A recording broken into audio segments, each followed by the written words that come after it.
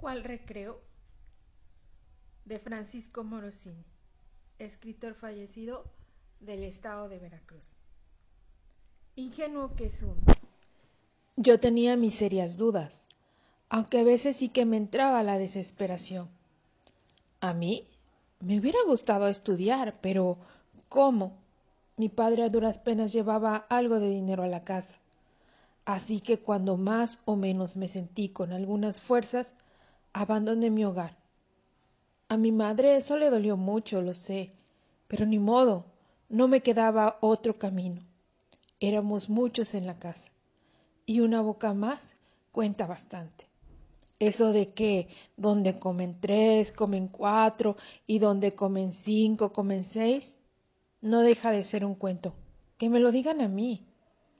Cuando mi pobre madre ponía los 2 kilos de tortillas en la mesa, para comernos unos frijolitos bien aguados, más tardaba en colocar las tortillas que nosotros en desaparecerlas.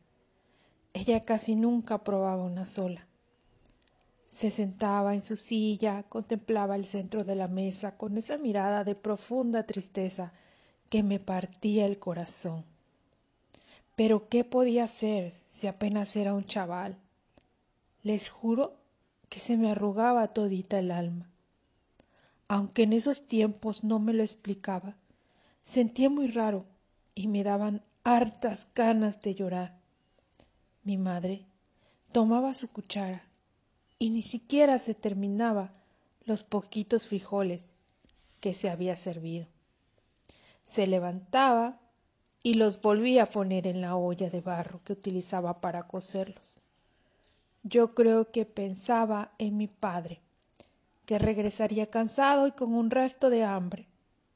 Ahora solo había frijoles, pues las tortillas nos las habíamos acabado. Mis hermanos se la pasaban en el patio de la puerta a esperar a mi papá. Me daba mucho gusto verlo llegar, pues nunca perdía la sonrisa. Era un buen hombre, pero yo creo que la mala suerte lo perseguía. O vayan ustedes a saber qué. El caso es que cuando parecía que iba a consolidar un empleo, algo sucedía. Recuerdo como si fuera ayer, cuando le dieron trabajo en la ferretería de los hermanos Escobar. Como mi padre sabía de la fontanería, pues lo encargaron de todo, lo concerniente a los materiales que se usaban en ese oficio. Mi padre estaba feliz, por fin tendría un trabajo fijo. No le pagarían mucho, mas lo importante es que tendría una entrada segura cada semana. El lunes siguiente sería su primer día de trabajo. El viernes que nos avisó, casi queríamos hacer fiesta. Mi madre se veía diferente. De su rostro había desaparecido ese rictus de infinita tristeza que no la abandonaba. Era una mujer joven y nada fea, aunque la estrechez económica le había agriado el carácter. La noche del sábado fue terrible, tanto para los hermanos Escobar como para nosotros, porque la ferretería se incendió. Contaban que las llamas se veían hasta por el rumbo de Tlatelolco, y la ferretería estaba en la Portales. Esa noche sí que vi triste a mi viejo. Puedo jurar que estaba a punto de llorar. La que no pudo aguantar fue mi madre.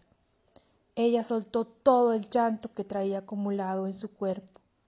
Mi padre la abrazaba, le mesaba los cabellos, le besaba la frente, la tomaba de las manos. Mis hermanos más pequeños solo los veían, sin entender demasiado qué era lo que sucedía. Yo tenía un nudo en la garganta, pero no podía llorar. Esa imagen de mis padres me ha acompañado toda la vida. Vaya dolor. Uno de mis tíos me animó. Anda, ¿qué esperas? Todos se van para el otro lado. Parece que tú eres el único que tiene miedo. A ver, ¿cuánto te pagan en la carnicería y mira todo el trabajo que tienes que hacer? Te levantas a las 4 de la mañana y te acuestas bien tarde. ¿A poco crees que la vas a hacer si sigues en ese ritmo? Ahora mira, el cuartucho en el que vives, la ropa que tienes, jamás se va a fijar ninguna muchacha en ti. ¿A poco no quieres casarte? La verdad es que yo dudaba si alguna vez querría casarme. Con todo lo que había vivido en casa de mis padres y los trabajos que pasaba por conseguir unos cuantos centavos, a mí me hubiera gustado estudiar, pero ni pensarlo, había que trabajar y cuando menos tenía un empleo de la carnicería. Lo poco que podía lo ahorraba, pues quería tener mi propio negocio. Ponía mucha atención cuando don Alfonso, el dueño de la carnicería, hacía las transacciones con los introductores de carne. Cómo discutía, cómo se las arreglaba para ahorrarse unos pesos. También me daba cuenta del trato a la clientela. No se me escapaba ni un solo detalle.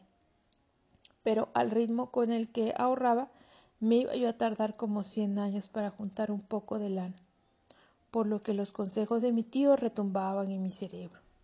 No seas tonto, yo te conecto con los que hacen los viajes, vete a los Estados Unidos, vete a los Estados Unidos, los Estados Unidos, los Estados Unidos, los Estados Unidos.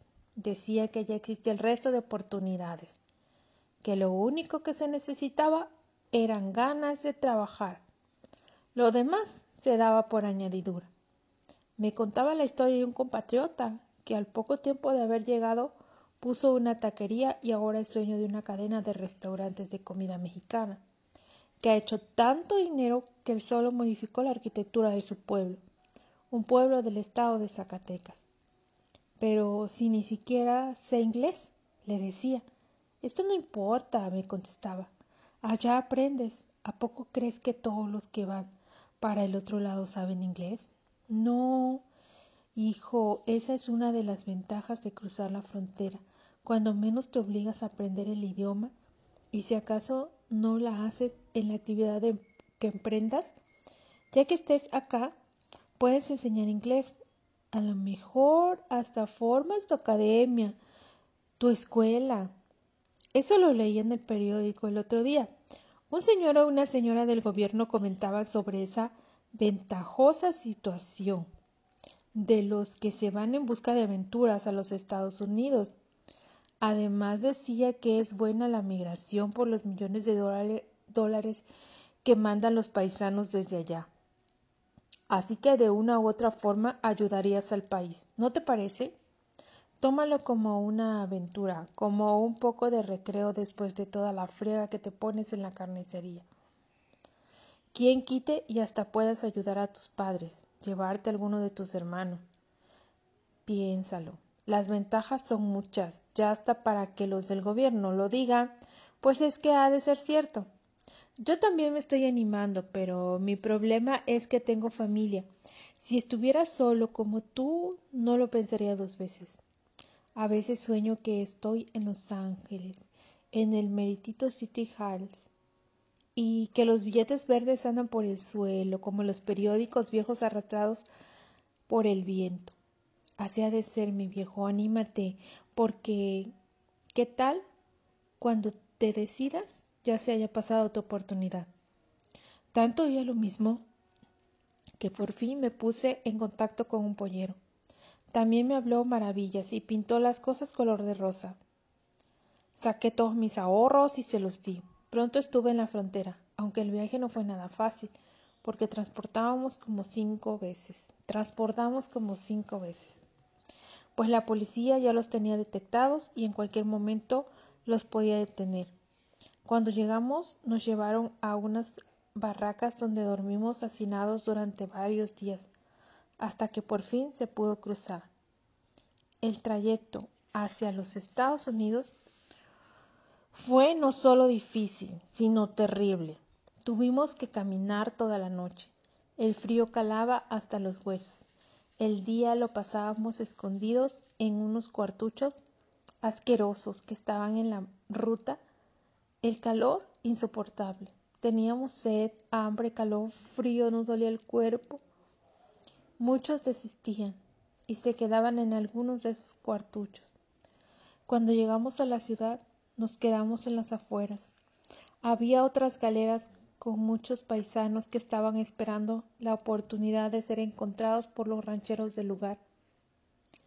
Algunos ya llevaban varios meses y aún ya no tenían dinero, estaban desesperados, pues habían dejado a las familias en México sin nada, todo lo invirtieron en el viaje. Me invadió una gran desesperación.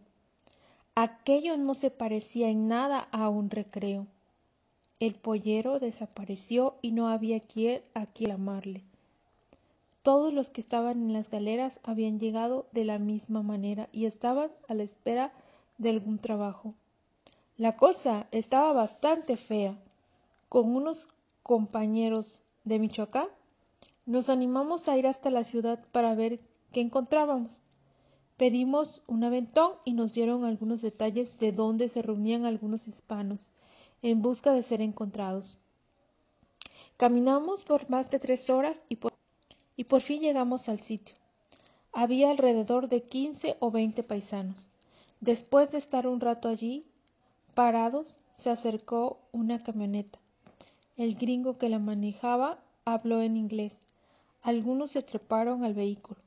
Como uno de los camaradas me dio la mano, pues yo también me subí. Después de casi 1 hora de viaje, llegamos a un rancho.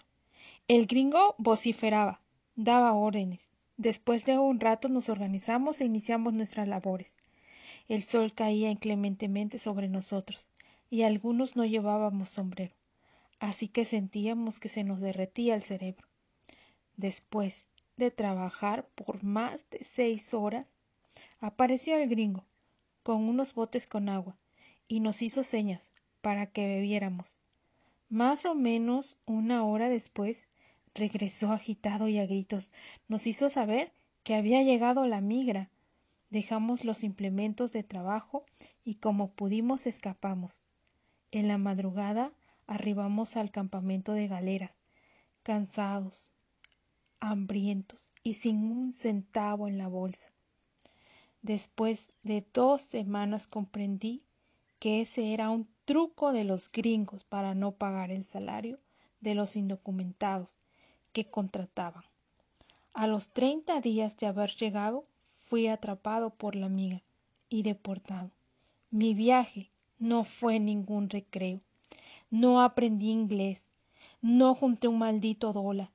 Perdí todo lo que había ahorrado en la carnicería y tuve que malvender mi reloj y una cadena de oro con una medallita de la Virgen de Guadalupe para poder regresar a la Ciudad de México a empezar de nuevo. Fin.